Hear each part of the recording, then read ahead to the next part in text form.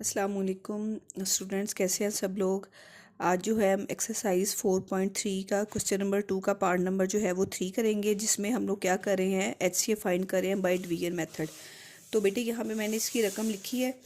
अब आपको पता है कि एक मैंने बोला था कि इसमें से डिवाइज़र है और एक डिवाइडेंड है। अब हमने इसमें से किसको डिवाइज़र और किसको डिवाइडेंड बनाना है, मतलब एक के साथ हमने डिवाइड करना है।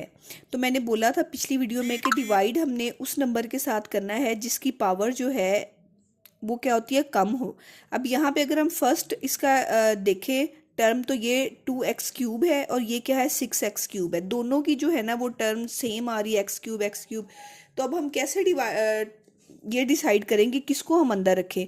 तो जब पावर सेम होगी तो फिर हम उनका क्या देखेंगे, कोफिशिएंट देखेंगे। कोफिशिएंट अब इन दोनों में से किसका बड़ा है, 6 ज़ाहिर बड़ा है 2 से, तो हम 6x³ वाली रकम को हम अंदर लिखेंगे और दूसरी रकम से क्या करेंगे, इसको डिवाइड करेंगे।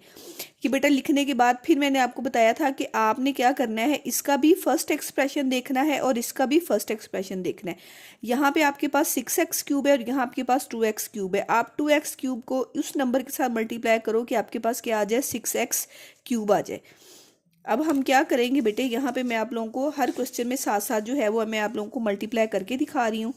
तो यहाँ पे आप क्या लिखेंगी, सॉरी 6 लिख दिया, 2x³ plus 2x² plus 2x plus 2। अब हम इसको किस नंबर के साथ मल्टीप्लाई करेंगे कि 6 आ जाए, ज़ाहिर x³ तो है, तो 2 को हम 3 के साथ मल्टीप्लाई करेंगे तो क्या आ जाएगा, 6 आ जाएगा। मल्टीप्लाई करेंगे तो यहाँ पे 6x³ आ गया, यहाँ पे 3 2s आर 6x² आ गया, फिर 3 2s आर 6x आ गया और फिर 3 2s आर क्या आ गया, 6। अब हमने किसके साथ मल्टीप्लाई किया, हमने 3 के साथ मल्टीप्लाई किया है, उसको हम ऊपर लिख देते हैं और जो मल्टीप्लाई करने से आंसर आता है वो हम यहाँ पे लिख देते हैं। आंसर आया था हमारे पास 6x³ प्लस आया हमारे पास 6x² प्लस आया हमारे पास 6x और प्लस हमारे पास आया 6।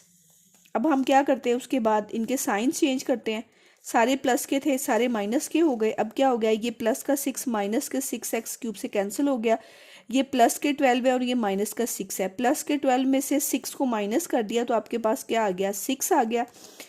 ये आपके पास प्लस का 6 है और ये माइनस का 6 है, ये भी एक्सप्रेशन कैंसिल हो गया। अब यहाँ पे आपके पास क्या है बेटे, 12 और यहाँ पे क्या है, 6 है। प्लस के 12 में से माइनस के 6 को माइनस कर दिया तो आपके पास क्या बच गया, प्लस का 6 बच गया।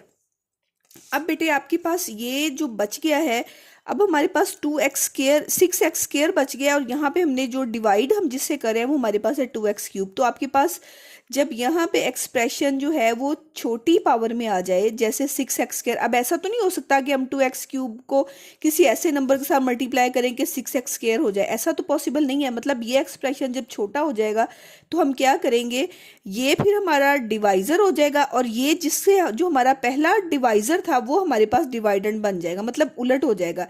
इससे अब हम डिवाइड करेंगे, किसको डिवाइड करेंगे, जिससे हम पहले डिवाइड कर रहे थे।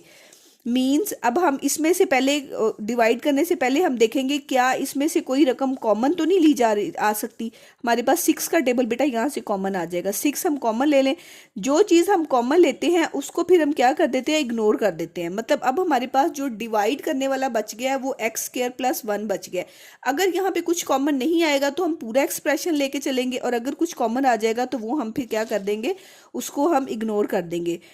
यानी अब हम क्या करेंगे, नाउ अब हम x² + 1 को डिवाइड करेंगे, किसके साथ डिवाइड करेंगे, इसके साथ, यानी जो पहले हमारा डिवाइजर था उसको अब हम अंदर ले जाएंगे।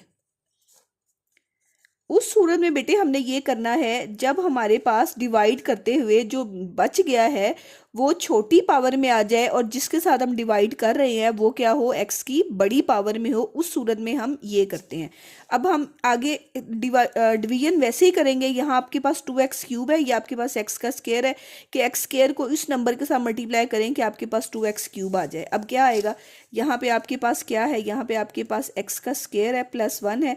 x² को हम 2 लाने के लिए पहले तो 2 के साथ मल्टीप्लाई करेंगे और x³ लाने के लिए हम क्या करेंगे, x के साथ मल्टीप्लाई करेंगे। मल्टीप्लाई करें तो ये आ गया आपके पास 2x³ और ये 2x जब 1 के साथ मल्टीप्लाई होगा तो 2x आ जाएगा। ठीक है, यानी अब मैंने किसके साथ डिवाइड किया है, अब मैंने 2x के साथ इसको मल्टीप्लाई किया है और आंसर क्या आया आपके पास 2x³ और प्लस 2x है। ये हमारे पास 2x² है, तो मैं x² के नीचे नहीं लिखूंगी बल्कि x को मैं x के नीचे ही लिखूंगी। ठीक है, अब हमने इसके साइन चेंज कर दिए, ये माइनस का हो गया, ये भी माइनस का हो गया, ये प्लस का 2x³ माइनस के 2x³ के साथ कैंसिल हो गया और ये प्लस का 2x माइनस के 2x के साथ क्या हो गया बेटे, कैंसिल हो गया। अब नीचे हमारे पास क्या आ गया, हमारे पास आ गया 2x² प्लस आ गया 2, ये वाला 2। अब हम क्या करेंगे, x² को उस नंबर के साथ मल्टीप्लाई करेंगे कि आपके पास क्या आ जाए 2x² आ जाए। ये x² है और हमें चाहिए क्या 2x², तो हम x² को जस्ट किसके साथ मल्टीप्लाई कर देंगे, 2 के साथ मल्टीप्लाई कर देंगे तो आपके पास 2x² आ जाएगा। तो मल्टीप्लाई करेंगे, यहाँ पे आ गया 2x² और 2x को जब 1 के साथ मल्टीप्लाई कर दिया तो 2 1 जार 2 हो गया। अब हमने किसके साथ मल्टीप्लाई किया है, हमने प्लस के 2 के साथ मल्टीप्लाई किया है और आंसर क्या आया हमारे पास 2x² प्लस 2 आया है।